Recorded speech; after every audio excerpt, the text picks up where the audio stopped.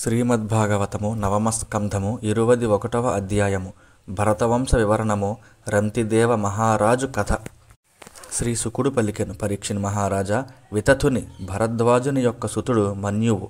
ఆయనకు బృహత్క్షత్రుడు, జయుడు, మహావీర్యుడు, నరుడు, గర్గుడు అను 5 కుమారులు కలిగిరి. నరుని తనయుడు సంకృతి యొక్క పుత్రులు గురుడు, రంతిదేవుడు. వీరిరువురిలో రంతిదేవుని కీర్తి ప్రతిష్టలు ఇహపరలోకముల యందును వాసిగాంచినవి.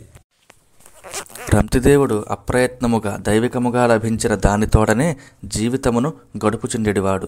లభించిన వస్తువులను కూడా ఇతరులకు దానము చేయుచుండెడివాడు. క్రమముగా నిర్ధనుడైన అతడు కుటుంబ సభ్యులతో కూడా ఆకలి దప్పులతో బాధపడుచుండెడివాడు.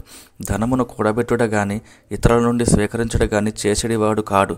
ఈ విధముగా ఒకసారి అతనికి వరుసగా 48 దినములు నీరు కూడా లభింపలేదు. ఆ మరునాటి ఉదయమున ఆయనకు నేయి, పాయసము, అన్నము, భక్ష్య విశేషములు, జలము లభించెను. అంతవరకును రంతిదేవుని కుటుంబము ఆకలి దప్పులతో అలమటించుచు సంకటముల పాలై ఉండెను. ప్రాతకాలమున లభించిన ఆహార పదార్థములను భుజించుటకు సిద్ధమైరి. ఇంతలో ఒక బ్రాహ్మణుడు వారి ఇంటికి అతిథిగా వచ్చెను. సకల ప్రాణులలోనూ భగవంతునే దర్శించుచుండెడి రంతిదేవుడు ఆ ఆహార పదార్థములలో కొంత భాగమును ఆ అతిథికి భక్తి శ్రద్ధలతో సమర్పించెను. పరీక్షిన్ మహారాజా, రంతిదేవుడు తన కుటుంబ సభ్యులతో కూడి మిగిలిన ఆహార పదార్థములను తినబోవుచుండగా ఇంతలో ఒక శూద్రుడు భోజనార్థమై అతడికి వచ్చెను. అప్పుడు రంతిదేవుడు శ్రీహరిని స్మరించుచు అందులో కొంత భాగమును అతనికి సమర్పించెను.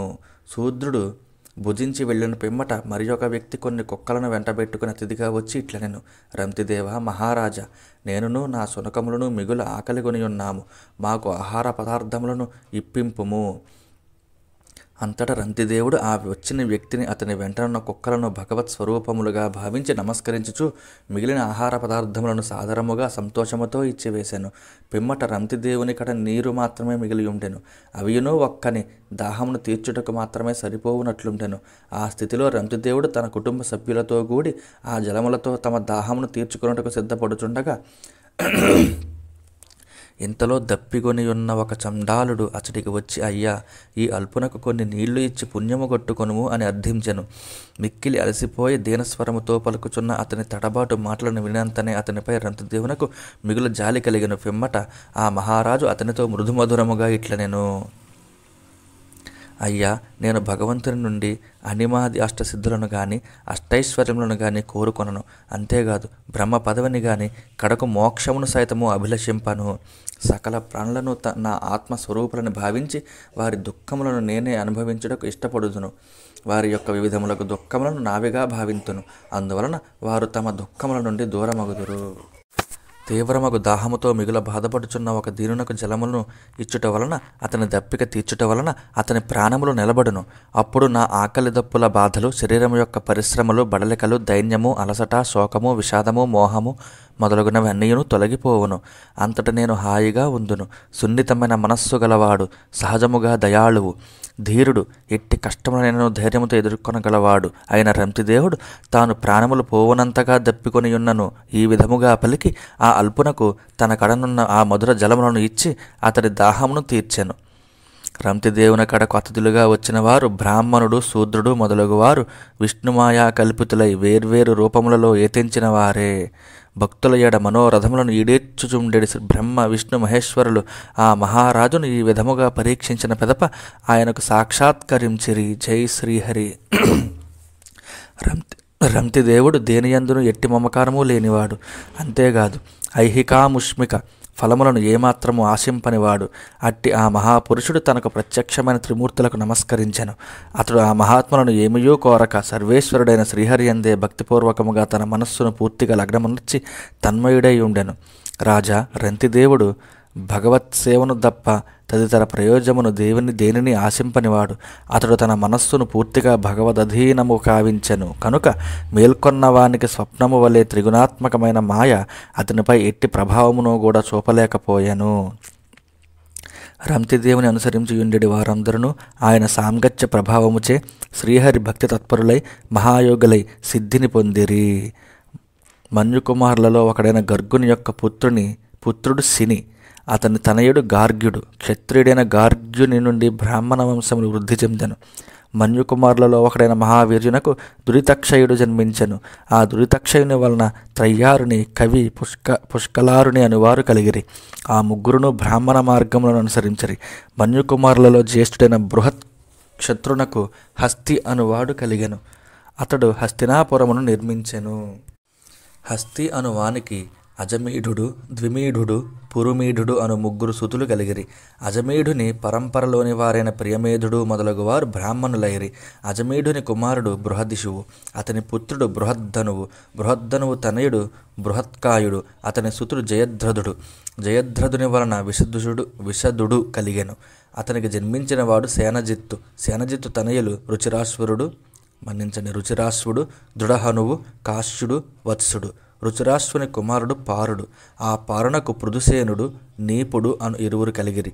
నీపునకు 100 మంది పుత్రులు కలిగిరి. ఈ నీపుని వలన శకుని కుమార్తెయగు కృత్వి యందు బ్రహ్మదత్తుడు అనువాడు జన్మించెను. శుకుని ఎవరు అంటే వ్యాసుని కుమారుడైన శుకుడు సర్వసంగ పరిత్యాగి. అతడు వనములకు వెళ్ళు సమయమున ఒక ఛాయాశుకుని సృష్టించెను. ఆ ఛాయాశుకుడు గృహస్థాశ్రమమును స్వీకరించెను. ఆ ఛాయాశుకుని కుమార్తెయగు కృత్వియందు నీపుని వలన బ్రహ్మదత్తుడు జన్మించెను. మహాయోగి అయిన ఈ బ్రహ్మదత్తుని భార్య సరస్వతి యందు విశ్వక్సేనుడు కలిగెను.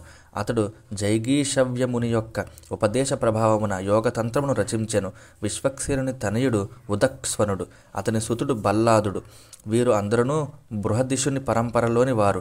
హస్తి కుమారులలో 2వ వాడైన ద్విమీఢుని తనయుడు యవీనరుడు, అతని సుతుడు కృతిమంతుడు. కృతిమంతుని పుత్రుడు సత్యధృతి, అతని సూనుడు దృఢనేమికి కలిగినవాడు సుపార్శ్వుడు. సుపార్శ్వనకు సుమతి జన్మించెను. అతని తనూజుడు సన్నుతిమంతుడు, అతని పుత్రుడు కృతి. ఈ కృతి అనువాడు బ్రహ్మదేవుని వలన యోగమును సాధన చేసి శక్తిని పొంది ప్రాచ్య సామమునందలి 6 సంహితలను అధ్యయనము చేశాను. కృతి యొక్క కుమారుడు నీపుడు, అతని తనయుడు ఉగ్రాయుధుడు, అతని పుత్రుడు క్షేమ్యుడు. క్షేమ్యుని వలన జన్మించినవాడు సువీరుడు, అతని వలన కలిగినవాడు రిపుంజయుడు. రిపుంజయుని తనయుడు బహురథుడు. హస్తి యొక్క 3వ కుమారుడైన పురుమీఢునకు సంతానము కలగలేదు. హస్తి యొక్క జ్యేష్ఠపుత్రుడకు అజమీఢుని వలన నళిని అనునామె యందు నీలుడు పుట్టెను. అతని తనయుడు శాంతి అను వాని తనూజుడు సుశాంతి, అతని సుతుడు పురుజుడు. పురుజుని కొడుకు అర్కుడు, అతని తనయుడు భర్మ్యాసుడు. అతనికి ముద్గలుడు, యవీనరుడు, బృహదిషువు, కాంపిల్యుడు, సంజయుడు అను 5 కుమారులు కలిగిరి. భర్మ్యాసుడు తన పుత్రులతో, కుమారులారా, మీరు నా అధీనములోనున్న 5 దేశములను రక్షించుటకు సర్వసమర్థులు అని పలికి ఆ రాజ్యములను రక్షించు బాధ్యతను వారికి అప్పగించెను. అప్పటి ఆ 5 పంచాలురు అని వ్యవహరింపబడిరి. ఈ 5 మందిలో పెద్దవాడైన ముద్గలుని వలన మౌద్గల్య గోత్రముతో బ్రాహ్మణ వంశము ఏర్పడెను. భర్మ్యాసుని కుమారుడైన ముద్గలుని వలన దివోదాసుడు అను పుత్రుడును, అహల్య అను పుత్రికయు కవలలు జన్మించిరి. ఆ అహల్యకు గౌతమ మహాముని వలన శతానందుడు అను కుమారుడు కలిగెను. శతానందుని కుమారుడు సత్యధృతి, అతడు ధనుర్విద్యలో ఆరితేరినవాడు. సత్యధృతి యొక్క తనయుడు శరద్వంతుడు. అతిలోక సుందరియకు ఊర్వశిని చూచినంతనే శరద్వంతునకు రేతస్సు పతనమయ్యెను. ఆ రేతస్సు రెల్లు దుబ్బపై పడి 2గా విభక్తమయ్యెను. అందుండి ఒక బాలుడును ఒక బాలికయు రూపొందిరి. వేటాడు నిమిత్తమై వచ్చిన శంతనుడు ఆ మార్గముననే వెళ్ళుచు శుభలక్షణ సంపన్నులైన ఆ 2 శిశువులను చూచి కనికరముతో వారిని తన వెంట తీసుకొని పోయి పెంచి పెద్ద చేశాను. ఆ బాలుని పేరు కృపాచార్యుడు, బాలిక పేరు కృపి. ఆ కృపియను కన్య ద్రోణాచార్యునకు ధర్మపత్ని అయ్యెను. శ్రీమద్భాగవతము 9వ స్కంధము 22వ అధ్యాయము. పాంచాల కౌరవుల మగధరాజుల వంశముల వర్ణనము. శ్రీ శుకుడు పలికెను, పరీక్షిన్ మహారాజా, ముద్గలుని కుమారుడైన దివోదాసునకు మిత్రేయుడు అను పుత్రుడు పుట్టెను. మిత్రేయునకు చ్యవనుడు, సుదాసుడు, సహదేవుడు, సోమకుడు అను 4 సుతులు కలిగిరి. వారిలో సోమకునకు 100 మంది తనయులు జన్మించిరి. ఆ 9 జంతుడు అనువాడు పెద్దవాడు, పృషతుడు చిన్నవాడు. పృషతుని తనూజుడు ద్రుపదుడు. ద్రుపదునకు ద్రౌపది అను కూతురును, దృష్టద్యుమ్నుడు మొదలగు కుమారులను కలిగిరి. దృష్టద్యుమ్ని తనయుడు దృష్టకేతువు. భర్మ్యాసుని వంశమునకు చెందిన వీరు అందరూ పాంచాలురు అని పిలువబడిరి. అజమీఢుని మరి ఒక పుత్రుడు రుక్షుడు.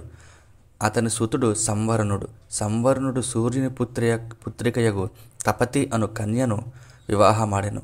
సంవరుని వలన తపతియందు కురువు అనువాడు జన్మించెను. అతడు కురుక్షేత్రము అను ప్రదేశమును పాలించెను. అతనికి పరీక్షిత్తు, సుధన్వుడు, జహ్నువు, నిషధాసుడు అను 4 పుత్రులు కలిగిరి. సుధన్వుని కుమారుడు సుహోత్రుడు. అతని తనయుడు చ్యవనుని సుతుడు కృతి యొక్క పుత్రుడు ఉపరిచర వసువు. అతనికి బృహద్రథుడు, కుశాంబుడు, మత్స్యుడు, ప్రత్యగ్రుడు, చేదిపుడు అను 5 కొడుకులు కలిగిరి. వారు అందరూ చేది దేశమునకు పాలకులైరి. బృహద్రథుని పుత్రుడు కుశాగ్రుడు. అతని తనూజుడు వృషభుని వలన పుట్టినవాడు సత్యవంతుడు. అతని సుతుడు పుష్పవంతుని తనయుడు జహువు. బృహద్రథుని యొక్క మరియొక భార్య గర్భము నుండి 2 శకలములు ఉద్భవించెను. ఆ 2 ఖండములను తల్లి బయట పడవేశాను.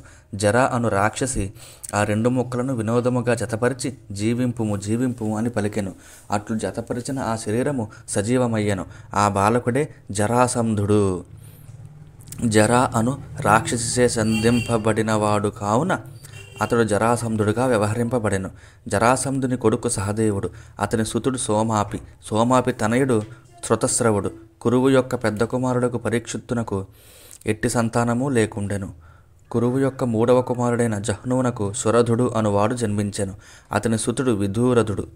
అతని కొడుకు సార్వభౌముని పుత్రుడు జయసేనుడు. అతని వలన రాధికుడు కలిగెను. రాధికుని తనూజుడు అయుతుని వలన క్రోధనుడు పుట్టెను. అతని కుమారుడు దేవాతిథి యొక్క తనయుడు రుక్షుడు. ఋష్యుని తనయుడు దిలీపుడు. అతని సుతుడు ప్రదీపుడు. అతని వలన దేవాపి, శంతనుడు, బాహ్లికుడు అను 3 కొడుకులు కలిగిరి. వారిలో దేవాపి తండ్రి వలన తనకు లభించిన రాజ్యాధికారమును త్యజించి వనములకు వెళ్ళెను.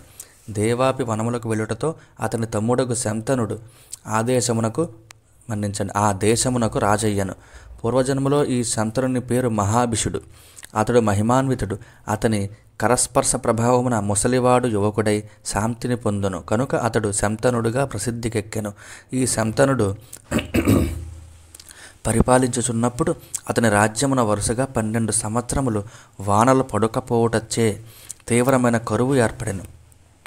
కాటక పరిస్థితులకు కారణము అడుగగా బ్రాహ్మణులు శంతనునితో ఇట్లనిరి: నీవు నీ అన్నయ్యకు దేవాపి బ్రతికియుండగానే వివాహము చేసుకుని రాజ్యాధికారమును పొందితివి కనుక నీవు పరివేత్త అనబడుదువు. కనుక నీ నగరము, రాష్ట్రము, రాజ్యము అభివృద్ధిని పొందవలనని భావించినచో నీవు వెంటనే నీ అన్నకు రాజ్యమును ఇచ్చివేయము, రాజ్యాధికారమును అప్పగింపుము. అట్లా నచ్చినచో నీ రాజ్యం సుభిక్షముగా ఉండును.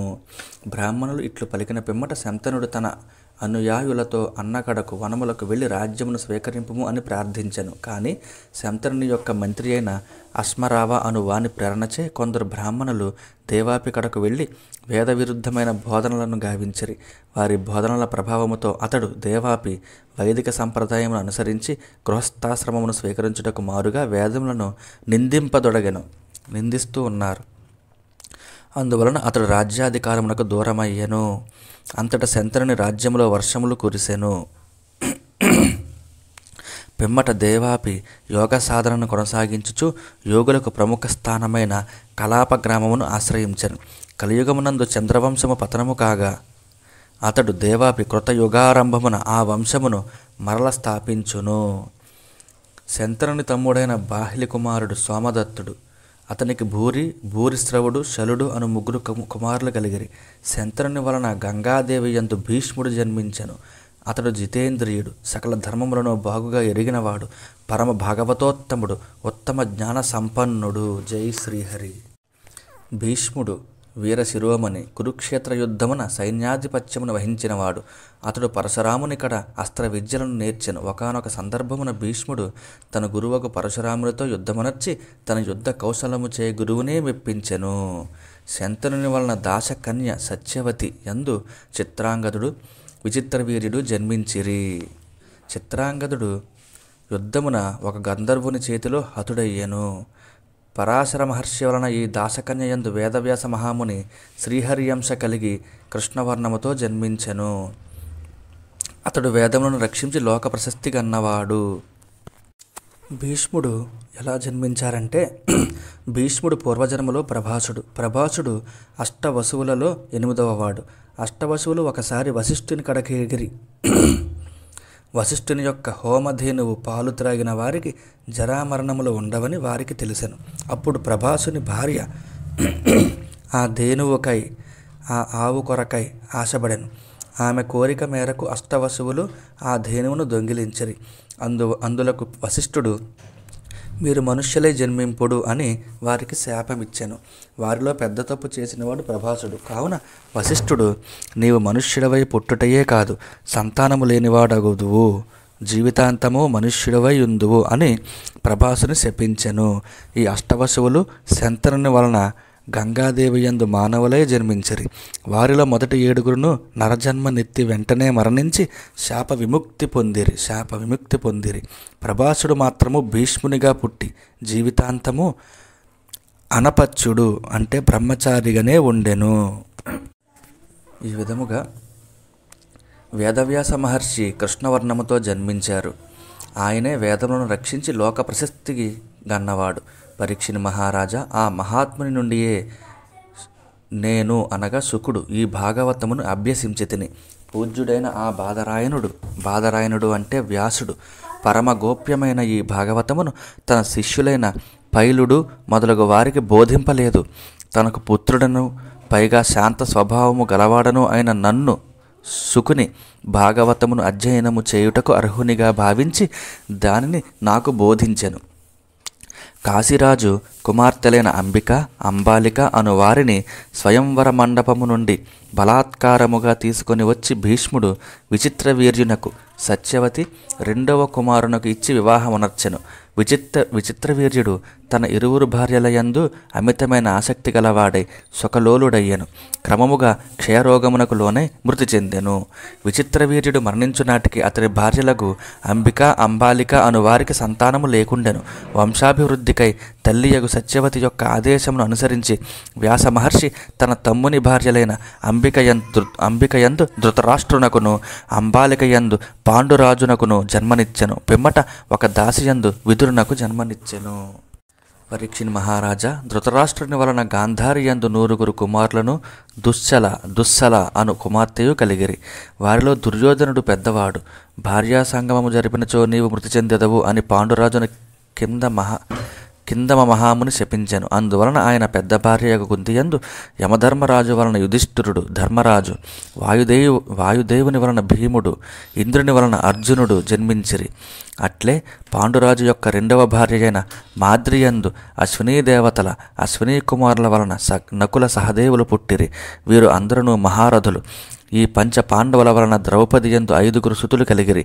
వీరందరూ నీకు పరీక్షిని మహారాజునకు పెదతండ్రులు. రాజా, యుధిష్ఠిరుని వలన ప్రతివింధ్యుడు, భీమసేనుని వలన శృతసేనుడు, అర్జునుని వలన శృతకీర్తి, నకులుని వలన శతానీకుడు, సహదేవుని వలన శృతకర్మ అనువారు ద్రౌపది యందు జన్మించిరి.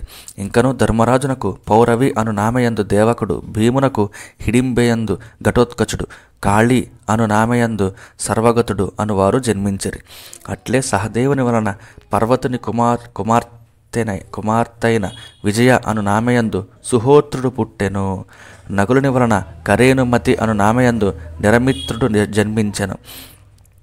అర్జునుని వలన నాగకన్య అయిన ఉలీపియందు ఇరావంతుడు, మణిపూర మహారాజు యొక్క పుత్రిక అయిన చిత్రాంగదయందు బభ్రువాహనుడు జన్మించెను. ఇతడు తన తాత అయిన మణిపూర మహారాజు కడనే పెరిగి పెద్దవాడైనందున ఆ మహారాజుచే పుత్రుడుగానే పరిగణించబడెను. మీ తాతయ్యగు అర్జునుని వలన సుభద్రయందు మీ తండ్రియగు అభిమన్యుడు జన్మించెను. ఆ అభిమన్యుడు మహావీరుడు, అతిరథులను అందరినీ జయించినవాడు. ఆ వీరాభిమన్యుని వలననే ఉత్తరయందు నీవు పుట్టితివి. కురుక్షేత్ర యుద్ధమున దుర్యోధనాది కౌరవులు ఎల్లరనూ మరణించుటచే క్రుద్ధుడైన అశ్వత్థామ మాతృగర్భములోనున్న నీపై బ్రహ్మాస్త్రమును ప్రయోగించెను. కానీ శ్రీకృష్ణ పరమాత్మ యొక్క అనుగ్రహమున నీవు మృత్యువు నుండి రక్షింపబడి సజీవుడవైతివి. జై శ్రీకృష్ణ. నాయన పరీక్షిన్ మహారాజా, జనమేజయుడు, శృతసేనుడు, భీమసేనుడు, ఉగ్రసేనుడు అను నీ కుమారులు ఇచ్చటనే ఉన్నారు. వీరు అందరూ మిక్కిలి పరాక్రమవంతులు. ఇక మున్ముందు జరగబోవు విషయములను కూడా చెప్పేదను వినుము. నీవు తక్షకుని కాటునకు గురి అయి మృత్యువు పాలగదువు. అంతట జనమేజయుడు మిగుల క్రుద్ధుడే సర్పయాగమునర్చి ఆ అగ్నియందు సర్పములనన్నింటినీ ఆహుతిమునర్చును. పిదప జనమేజయుడు కలశ తనయుడగు తురిని పురోహితునిగా చేసుకొని అశ్వమేధ యాగమును ఆచరించును. అనంతరము అతడు సమస్త భూమండలమును జయించి యజ్ఞముల ద్వారా భగవంతుని ఆరాధించును. జనమేజయుని కుమారుడైన శతానీకుడు యాజ్ఞవల్క్య మహాముని నుండి ఋగ్యజుస్సామ వేదములను కర్మకాండకు సంబంధించిన తదితర మంత్రములను అభ్యసించును. కృపాచార్యునిక్కడ అస్త్ర విద్యయందు శిక్షణను పొందును. అట్లే శౌనకుని వలన ఆత్మజ్ఞానమును సాధించి తద్వారా పరమేశ్వరుని అనుగ్రహమునకు పాత్రుడగును. శతానీకుని పుత్రుడు సహస్రానీకుడు. అతని పుత్రుడు అశ్వమేధజుడు. అశ్వమేధుని తనయుడు అసీమకృష్ణుడు. అతని సుతుడు నేమిచక్రుడు. హస్తినాపురము గంగానది యందు మునిగిపోయినప్పుడు నేమిచక్రుడు తన నివాసమును కౌశాంబి నగరమునకు మార్చుకొని అతడు సుఖముగా ఉండును. నేమిచక్రునకు చిత్రరథుడు అను తనయుడు కలుగును. అతనికి కవిరథుడు అను కొడుకు పుట్టును. కవిరథునకు వృష్టిమంతుడు, అతనికి సుషేనుడు కలుగుదురు. సుషేనుడు గొప్ప పరిపాలకుడు అగును. సుషేసుని తనయుడు సునీధుడు. అతని పుత్రుడు నృచక్షువు. నృచక్షుని కుమారుడు సుఖీనలుడు. సుఖీలునకు పరిప్లవుడు, పరిప్లవునకు సునయుడు, అతనికి మేధావి తనయులగుదురు. మేధావి కుమారుడు నృపంజయుడు. అతని సుతుడు దూర్వుడు. దూర్వునకు తిమి అను తనూజుడు కలుగును. తిమి యొక్క పుత్రుడు బృహద్రథుడు. అతని కుమారుడు సుదాసుడు. సుదాసుని తనయుడు శతానీకుడు. అతనికి దుర్దమనుడు అను తనయుడు కలుగును. అతని సుతుడు బహీనరుడు. బహీనరునకు దండపాణి అనుసుతుడు కలుగును. అతని కుమారుడు నిమికి క్షేమకుడు పుట్టును. అతడు మహారాజుగా ఖ్యాతి వహించును. పరీక్షిని మహారాజా, ఇంతవరకును చంద్రవంశమునందలి బ్రాహ్మణ క్షత్రియ గోత్రజులను కూర్చి వివరించి తిని. వీరందరూ ధర్మనిరతులైనందున దేవతల యొక్క ఋషుల యొక్క అనుగ్రహములకు పాత్రులైరి. వారి నుండి ఆశీస్సులను సత్కారములను పొందిరి. కలియుగమునందు సోమ అంటే చంద్ర వంశజుల పరంపరలో క్షేమకుడే చివరివాడు. అతడు మహారాజుగా ప్రసిద్ధి వహించును. ఇక భవిష్యత్తులో మగధ దేశమును పరిపాలించిన రాజులను కూర్చి తెలిపెదను వినుము. జరాసంధుని కుమారుడైన సహదేవునకు మార్జారి అనువాడు కలుగును. మార్జారి తనూజుడు శృతస్రవుడు. అతని సుతుడు అయుతాయువు. అయుతాయునకు నిరమిత్రుడు అను కొడుకు పుట్టును. నిరమిత్రుని తనయుడు సునక్షత్రుడు. అతని సూనుడు బృహస్సేనుడు. అతనికి కర్మజిత్తు అను కుమారుడు జన్మించును. కర్మజిత్తునకు సుతంజయుడు.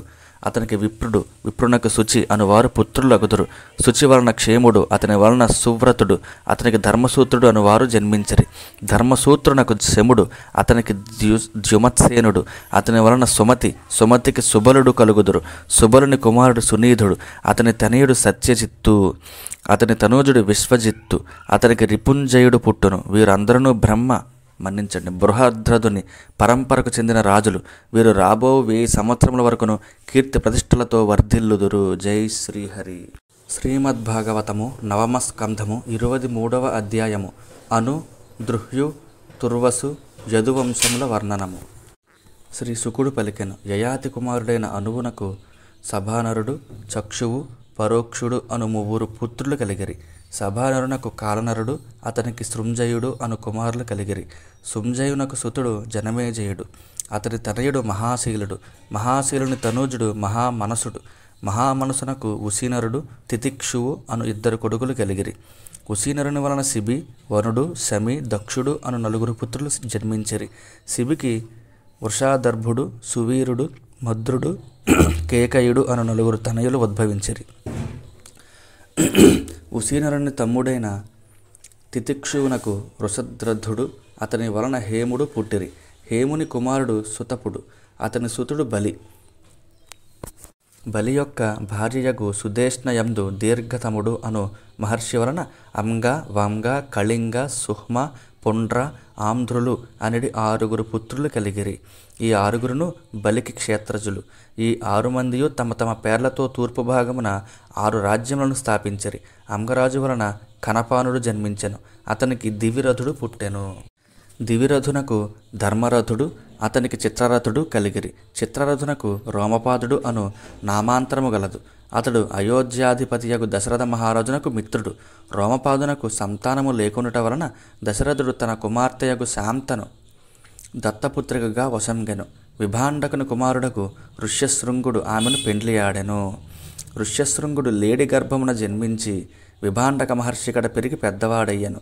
రోమపాదుని రాజ్యమున ఒకానొక సమయమున పెక్కు సంవత్సరముల వరకు వర్షములు లేక కరువు కాటకములు ఏర్పడాను. అప్పుడు రోమపాదుని ఆదేశముపై వారాంగనలు తమ నాట్య భంగిముల చేతను, గాన మాధుర్యముల చేతను, వీణా వేణు మృదంగ కళా కౌశముల చేతను, హావభావముల చేతను అంటే ఉయ్యారముల చేతను, ఆలింగనముల వలనను ఇంకను వివిధ సేవల చేతను ఋష్యశృంగుని ఆకర్షించి ఆయనను రోమపాదుని రాజ్యమునకు తీసుకొని వచ్చిరి. ఋష్యశృంగుడు మరుత్వదేవతాత్మకమైన అంటే ఇంద్రదేవతా ప్రధానమైన ఇష్టిని యజ్ఞమును రోమపాదునిచే నిర్వహింపజేసెను. ఆ యజ్ఞాచరణ ఫలముగా రోమపాదునకు సంతానము కలిగెను. పుత్ర సంతానములైన దశరథ మహారాజు ఋష్యశృంగుని పిలిపించి ఆయన పర్యవేక్షణలో పుత్రకామేష్టి అను యజ్ఞమును ఆచరించెను. తత్ఫలితముగా ఆ మహారాజు 4 పుత్రులను పొందెను. రోమపాదునకు చతురంగుడు, అతనికి పృథులాక్షుడు అను తనయులు కలిగిరి. జై శ్రీహరి. పృథులాక్షునకు బ్రహ్మద్రథుడు, బృహత్కర్మ, బృహద్భానుడు అను 3 కుమారులు జన్మించిరి. బృహద్రథుని సుతుడు బృహన్మనసుడు, అతని తనూజుడు జయద్రథుడు. జయద్రథుని వలన అతని భార్యకు సంభూతి యందు విజయుడు అను కుమారుడు జన్మించెను. విజయుని పుత్రుడు ధృతి, అతని తనయుడు ధృతవ్రతుడు. ధృతవ్రతుని తనూజుడు సత్కర్ముడు. సత్కర్ముని కొడుకు అధిరథుడు. అధిరథునకు సంతానము లేకుండెను. అతడు ఒకనాడు గంగాతీరమున విహరించుచుండగా శిశువుతో కూడిన ఒక పెట్టె ఆ నది ఒడ్డునకు చేరెను. వెంటనే అధిరథుడు ఆ శిశువును తీసుకుని పోయి తన కుమారునిగా చేసుకొనెను. ఆ శిశువు ఎవరో కాదు, కన్యగానున్న కుంతీదేవికి సూర్యుని వరప్రభావమున జన్మించినవాడు. ఆ కానీనుని కన్యకు జన్మించిన వాని పేరు కర్ణుడు. పరీక్షిన్ మహారాజా, కర్ణుని కుమారుడు వృషసేనుడు. యయాతి కుమారుడైన ద్రుహ్యుని పుత్రుడు బభ్రువు. అతని తనయుడు సేతువు. అతని సుతుడు ఆరబ్ధుడు. ఆ ఆరబ్ధునకు గాంధారుడు, అతనికి ధర్ముడు పుట్టిరి. ధర్ముని తనూజుడు ధృతుడు. అతని పుత్రుడు దుర్మనసుడు. దుర్మనసుని కొడుకు ప్రచేతసుడు. అతనికి 100 మంది కుమారులు జన్మించిరి. ప్రచేతసుని సుతులైన 100 ఉత్తర దిశయందలి మ్లేచ్చులకు ప్రభువులైరి. యయాతి యొక్క మరియొక కుమారుడైన తుర్వసునకు వహ్ని అను పుత్రుడు కలిగెను. అతనికి భర్గుడు, భర్గునకు భానుమంతుడు పుట్టిరి. భానుమంతుని సుతుడు త్రిభానుడు. అతని తనయుడు కరంధముడు. అతడు మిక్కిలి ఉదారబుద్ధి గలవాడు. కరంధముని పుత్రుడు మరుత్తు. అతనికి సంతానము లేకునట వలన పూర్వవంశమునకు చెందిన దుష్యంతుని తన కుమారునిగా చేసుకొనెను. కానీ దుష్యంతుడు రాజ్యాధికారముపై గల అభిలాషతో తిరిగి తన వంశమునకే చేరెను. పరీక్షిన్ మహారాజా, ఇక యయాతి యొక్క జ్యేష్ఠ కుమారుడైన యదువు యొక్క వంశమును గూర్చి వివరించదను వినుము. రాజా, ఈ యదువంశ వృత్తాంతము మిగుల పవిత్రమైనది. మానవుల సర్వ పాపములను హరించునది. సర్వేశ్వరుడైన శ్రీకృష్ణ పరమాత్మ మానవాకృతిలో అవతరించినది ఈ వంశమునందే. కనుక ఈ వంశ వృత్తాంతమును వినినవారు సకల పాపముల నుండి విముక్తులగుదురు. జై శ్రీహరి. యదువునకు సహస్రజిత్తు, క్రోష్టుడు, నలుడు, రిపువు అను కుమారులు కలిగిరి. ఆ 4 మొదటివాడైన సహస్రజిత్తు కుమారుడు శతజిత్తు.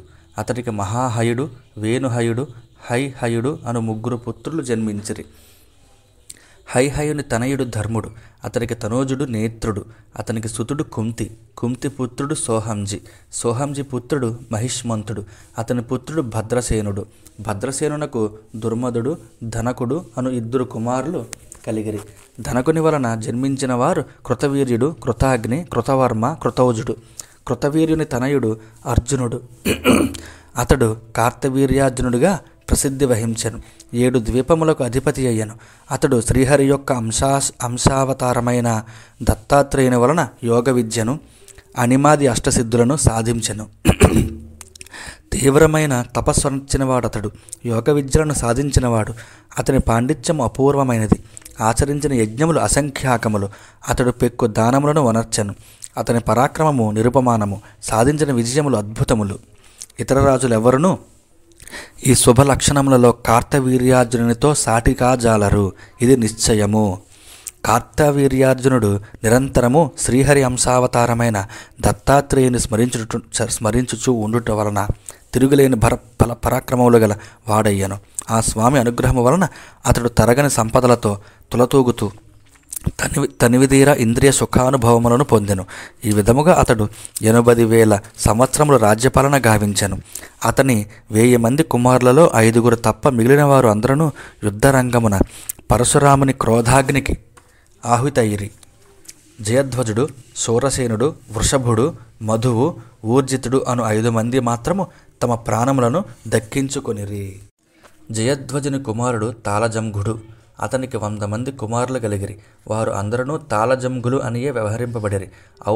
ఔర్వముని ప్రసాదించిన శక్తి చేత సగరుడు వారిని అందరినీ హతమార్చెను. తాళజంఘుని 100 మంది పుత్రులలో వీతిహోత్రుడు జ్యేష్ఠుడు. వీతిహోత్రుని తనయుడు మధువు. మధువునకు 100 కొడుకులు కలిగిరి. వారిలో పెద్దవాడు వృష్ణి. అతని వలన వృద్ధి చెందిన ఆ వంశము వృష్ణి వంశముగా వ్యవహరింపబడెను. పరీక్షిత్ మహారాజా, పరంపరగా వర్ధిల్లిన ఆ వంశమున మధువు, వృష్ణి, యదువు అనువారు మిగుల ప్రసిద్ధి వహించిరి. వారి వలన వృద్ధి చెందిన ఆయా వంశముల వారు మాధవులుగా, వార్ష్ణేయులుగా, యాదవులుగా వ్యవహరింపబడిరి. యదువు యొక్క పుత్రుడు క్రోష్టుడు. క్రోష్టుని కుమారుడు వృజినవంతుడు. స్వాహి అనువాడు వృజినవంతుని తనయుడు. స్వాహి తనూజుడు వృషేకుడు. అతని సుతుడు చిత్రరథుడు. చిత్రరథుని వలన కలిగినవాడు శశబిందువు.